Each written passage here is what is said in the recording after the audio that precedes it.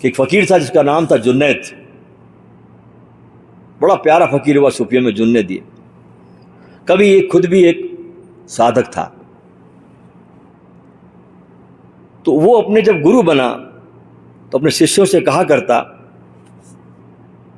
कि जब यार मैं अपने गुरु से पहली बार जब मिला, अपने शिष्यों को बता रहा है, ध्यान रखना, कि जब मैं अपने गुरु से मिला तो उन्होंने 3 वर्षों तक मेरी तरफ देखा ही नहीं। सभा होती थी, बहुत बैठते थे शिष्य लोग, वे सबको देखते लेकिन मुझे कभी 3 साल उन्होंने देखा ही नहीं। 3 साल तक देखा ही नहीं। मैं सुबह से शाम तक वहाँ बैठा रहता, कई लोग आते जाते, उनसे बात करते, लेकिन मेरी और उन्होंने कभी देखा ही नहीं। जैसे मैं उनके लिए वहाँ पर अस्तित्व में था ही नहीं। लेकिन मैं डटा रहा, मैं डटा रहा। ये है साधना।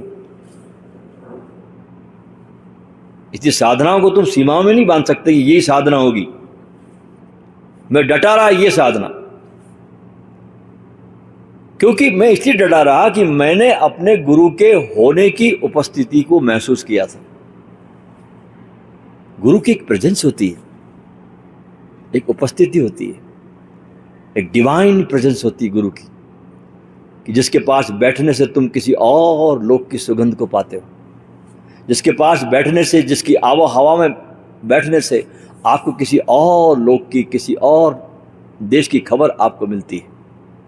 तो कहता जुन्नैद कि मैंने उनकी उपस्थिति को महसूस किया था, उनके आसपास के वातावरण के मिठास को मैंने देखा था। मैं रुका रहा, बल्कि मैं जितना ज्यादा उन्होंने मुझे अनदेखा किया उतना ही मैं और निश्चित होता गया कि उनके इस अनदेखेपन में जरूर कोई ना कोई मेरे साथ कोई रहस्य जो खेल रहे हो। वो मुझे देख नहीं रहे, इसका मतलब यह हुआ कि कोई ना कोई उनका मेरे साथ कोई रहस्य की खेल चल रहा है कोई। हाँ, ऐसा हो नहीं सकता, सबको देख रहे हैं, मुझे नहीं देखते। ये कोई अनदेखा रहस्य खेल रहा है इनके मेरे बीच में। तो मैं इस बात को देख करके निश्चित हो गया। 3 साल और बीते और गुरु ने मेरी तरफ देखा। आहा, सोचो यार, 6 साल की प्रतीक्षा के बाद अगर गुरु तुम्हारी तरफ एक निगाह देख ले, तुम क्या हो जाओगे। 6 साल की लंबी प्रतीक्षा, आहा, और गुरु की एक निगाह की रहम। सुलग गया जुन्नैद, लग गई आग इश्क की। बारूद तो पहले ही था, चिंगारी भड़क गई। वो दृष्टि ऐसी पड़ी मेरे पर, और वो संकेत थी इस बात का। गुरु ने देखा तो मुझे ऐसा महसूस हुआ कि अब मैं विद्यार्थी नहीं बचा। देखिए, पहले जब आता है ना गुरु के पास आदमी, तो विद्यार्थी बन के आता है, कुछ ज्ञान हासिल करने आता है, कुछ जानकारियां लेने आता है गुरु के पास, कुछ इन्फॉर्मेशन लेने आता है। लेकिन धीरे धीरे वो देखता है कि इस जानकारियों में, इस इन्फॉर्मेशन में कुछ धरा नहीं है, ये 2 कौड़ी की कचरा है। वहां से हटता है और अब वो गुरु के अस्तित्व को मांग रहा है। जो गुरु का अस्तित्व है, जो उसका होना है गुरु का, उसके प्रति प्यास पैदा करता है वो, कि इसके अंदर जो बात है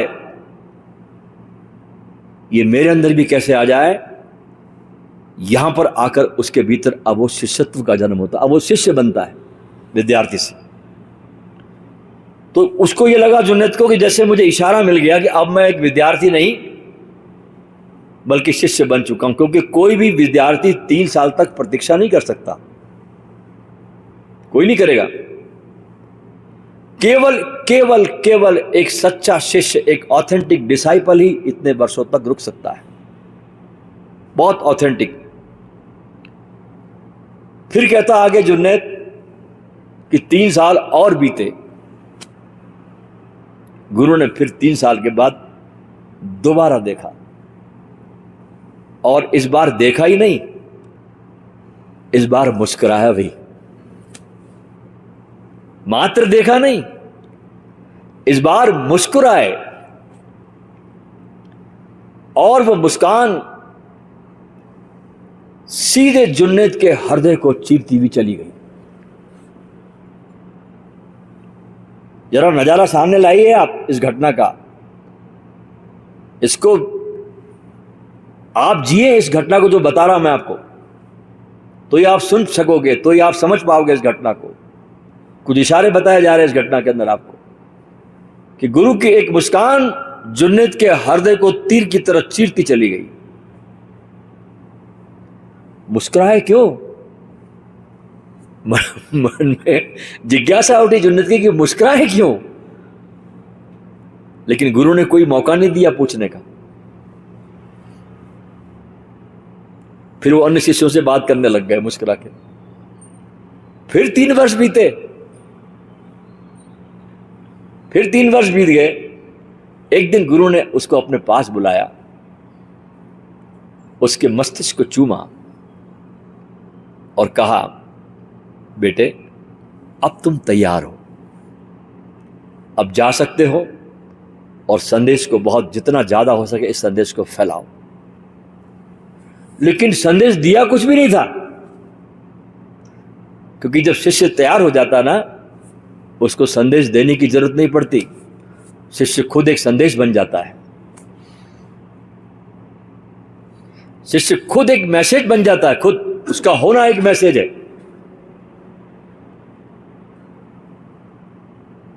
तो 9 वर्षों तक वो वहां रहा, शिष्यों को बता रहा है। उसे केवल 3 चीजें मिली गुरु के पास। देखिए कितनी बड़ी मजे की बात है, आज के युग में कोई टिकेगा ऐसा? हाँ, 3 चीजें मिली, जुन्नैद कहता है। एक बार नजर मिली, एक बार मुस्कान मिली, और तीसरी बार माथे पर एक प्यारा सा चुंबन मिला। लेकिन गुरु कहे कि तुम तैयार हो, तो फिर तुम तैयार हो। और गुरु के चरणों को बहुत अभाव से छूकर, बड़ी कृतज्ञता के साथ, ग्रेटिट्यूड के साथ जुन्नैद वहां से विदा होता है। अपने शिष्यों से वो कहा करता था जुन्नैद कि यार मैं एक बहुत अजीब व्यक्ति से मिला, 9 वर्षों में उसने मुझे बिना कुछ कहे तैयार कर दिया। कहा कुछ भी नहीं, प्रतीक्षा करवाई। प्रतीक्षा में ही तो आदमी खो जाता है, डूब जाता है, हो जाता है, सारे प्रश्न मिट जाते हैं। पर हर बदलाव पर उसने इशारा किया, और जब उसको भरोसा हो गया, गुरु को मेरे यकीन हो गया कि मैं एक सच्चा शिष्य हूं और किसी भी परिस्थिति में मैं वहां टिका रहूंगा, तब उसने मुझे देखा कि टिकेगा ये, तब उसने मुझे देखा। और उसकी दृष्टि ऐसी थी कि सारे ब्रह्मांड का जैसे उस दृष्टि में प्रेम उतर आया। ऐसी दृष्टि से देखा मेरे गुरु ने मेरे को, बींद गई दृष्टि मेरे को उसकी, चीर गई। और उस दृष्टि के लिए 3 साल तो क्या, अपने शिष्यों को कह रहा है कि मैं 3 जीवन तक भी प्रतीक्षा कर सकता हूं। ऐसी निगाह थी, 3 साल कुछ भी नहीं थे। जिस गहराई से उसने मुझे देखा, प्रेम से, करुणा से, मैं यार भीतर तक भीग गया। कहते कहते जुन्नैद अपने शिष्यों के सामने रोने लगा, यार मैं भीग गया उस निगाह से। और इन 3 वर्षों में मेरा मन जो था ना, वो काम करना बंद कर दिया। मैं बस एक ही काम करता कि बस गुरु को देखता रहता, निरख निरख कर अपने गुरु को अपने भीतर में उतारता गया, देखते देखते। क्योंकि जिसको पाना है ना आपको, उसको देखना शुरू करना चाहिए। जिसको भी आप पाना चाहते हो, तो पहले इसको देखते हो ना। आपने कोई, जैसे आपको कार पाना है, तो पहले आप कार को देखोगे ना, तो ये तो आपके अंदर चाहत पैदा होगी। तो जिसको पाना उसको देखना शुरू करो। बस मैं उसको देखता रहता, उसकी हर मुद्रा, उसका हर इशारा, उसकी पलकों का झपकना, उसका चलना, उसका उठना, उसका बैठना, उसका मुस्कुराना, मैं सब इसके साथ एक रूप होता चला गया। जैसे मैं दो बचे ही नहीं, अब मैं ही उनके अंदर उठ रहा हूं, मेरे अंदर वे उठ रहे हैं, मेरे अंदर वे इशारे कर रहे हैं, मेरे अंदर उनके हाथ उठ रहे हैं, मेरी पलकें झपक रही, लगता है वो ही झपक रहे। धीरे धीरे सोचने के लिए मेरे भीतर कुछ बचा नहीं, और मैं ये भी भूल गया कि मैं यहां पर बैठा किस लिए हूं। जिस शिष्य को यह ख्याल आ जाए कि मैं गुरु के पास इसलिए बैठा हूं, उसको कुछ नहीं मिलता। बात समझ में आ रही है आपके? जिसको जरा भी ख्याल है कि मैं गुरु के पास इसलिए बैठा हूं, वो कभी कुछ नहीं मिलता, भूल जाए। गुरु के पास बैठना ही अपने आप में एक बड़ा भारी सौभाग्य है। कुछ मिलना ना मिलना ये बहुत छोटी बात है, उसकी उपस्थिति, उसके साथ प्रेम से भरकर बैठ जाना, इससे बड़ा उपहार दुनिया में कोई हो नहीं सकता। बस मैं जब भूल गया कि मैं किस लिए बैठा हूं, तब उन्होंने मेरी तरफ बहुत प्यार से देखा और मैं भीतर से भर गया। फिर 3 साल बीते, जब उन्होंने मुस्कुराया तो ऐसा लगा मेरे को जैसे सारा अस्तित्व मुस्कुरा रहा है। हर मेरा अस्तित्व का जो रेशा रेशा था मेरे अस्तित्व का, उनकी मुस्कान से छू गया। बहुत कोमल स्पर्श, लेकिन बहुत गहराई तक मेरे भीतर उतर गया, और मुझे ऐसा महसूस हुआ कि मेरे भीतर कुछ घटा है। हालांकि मुझे उस समय समझ में नहीं आया कि क्या घटा है। मेरे साथ भी ये घटा ओशो के पास। मैं जब 8 अगस्त 1986 को उनके बेडरूम में उनसे मिलने गया, मैं मुंबई सुमिला में दिन के 3 बजे, तो ऐसे आग मैं भी लेके गया था, और कोई चाहत नहीं, कुछ उनसे मुझे मिले ये भी कोई बात ही नहीं थी। बस उनके पास पहुंचना, उनको देखना, उनकी हवा में थोड़ी मैं सांस ले लूं 2-4 मिनट, ये पर्याप्त था। और उन्होंने मुझे देखा और युगपत घटना घटी। सेकंड भी नहीं लगा उसको। 1 सेकंड तो बहुत बड़ी बात होती बोलने के लिए। 1 सेकंड का अरबों भाग बोल दीजिए आप, उतनी भी देर नहीं लगी। इतना कोमल स्पर्श होता है सदगुरु का, इतना प्यार उनकी आंखों में देखा, इतना मैंने प्रेम देखा ओशो की आंखों में, इतना खालीपन, इतना शून्य, जैसे सारे जगत का शून्य ओशो की आंखों में उतर आया। इतना एम्प्टीनेस, खाली, जिसमें कोई चाहत नहीं, कोई कामना नहीं, कोई चाहत नहीं, और ठहरी हुई आंख, जैसे कोई सारा अस्तित्व ठहरा हो।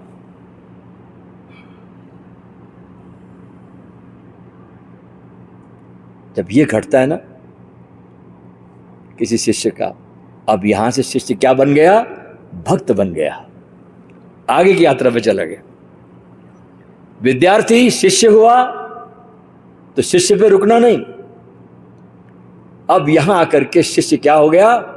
भक्त हो गया। और भक्त किसे कहते हैं? जो एक पल को भी कभी अपने गुरु से विभक्त नहीं होता, अलग नहीं होता, उसे भक्त कहते हैं। जो अपने गुरु से पल भर को भी विभक्त नहीं है, उसे भक्त कहते हैं। जब मैं डिवोटी बन गया, भक्त बन गया, और फिर जिस दिन उन्होंने मेरे मस्तिष्क को चूमा, वो उनका अंतिम संदेश था। उन्होंने मुझे मास्टर हो जाने का प्रमाण पत्र उस चुंबन में सील करके दे दिया।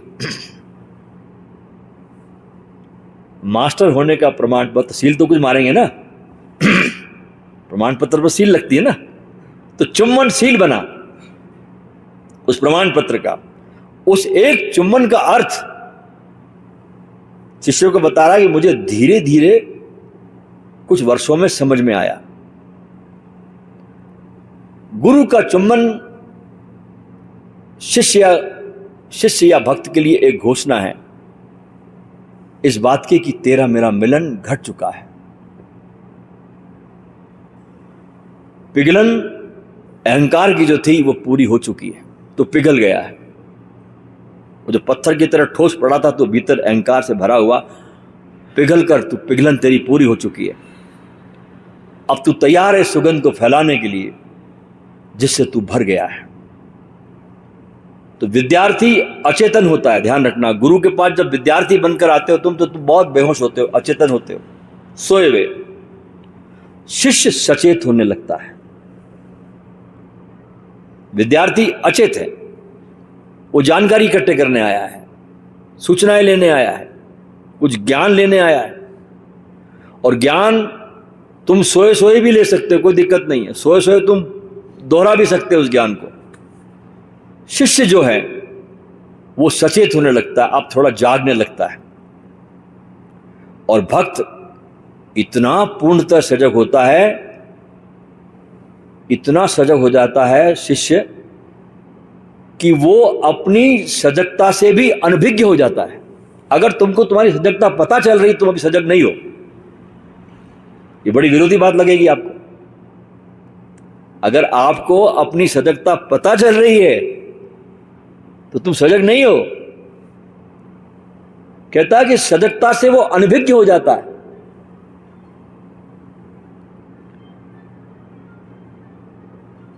अब वो स्वयं जान नहीं सकता कि क्या घटा है, केवल गुरु की पुष्टि उसे बता सकती है। क्योंकि भक्त और गुरु के बीच अब कोई दूरी शेष नहीं बचती। तो भक्त से ही गुरु की उत्पत्ति होती है।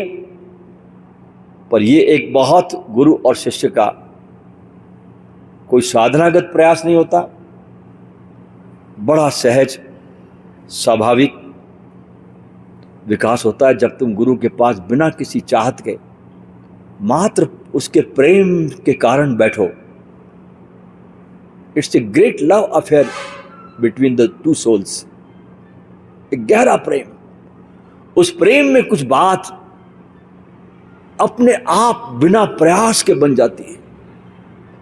ध्यान रखना कि परमात्मा जब भी तुम्हारे जीवन में सुगंध लेके आता है ना, वो तुम्हारे किसी भी प्रयास से नहीं आता। वो कैसे आएगा? वो तुम्हारे जीवन में आएगा प्रसाद की तरह, ब्लेसिंग की तरह आता है, प्रयास से नहीं आता। प्रयास करना भी है, ध्यान रखना, छोड़ना नहीं। प्रयास भी करना है, लेकिन भाव रखना है कि मेरे प्रयास से कुछ होगा नहीं, ये तो तुम्हारे प्रसाद से ही होगा। दोनों तरफ होना चाहिए काम। तो ये आज मैंने गुरु पूर्णिमा के शुभारंभ के अवसर पर आपको कुछ मैंने बातें बताई गुरु भक्ति योग की।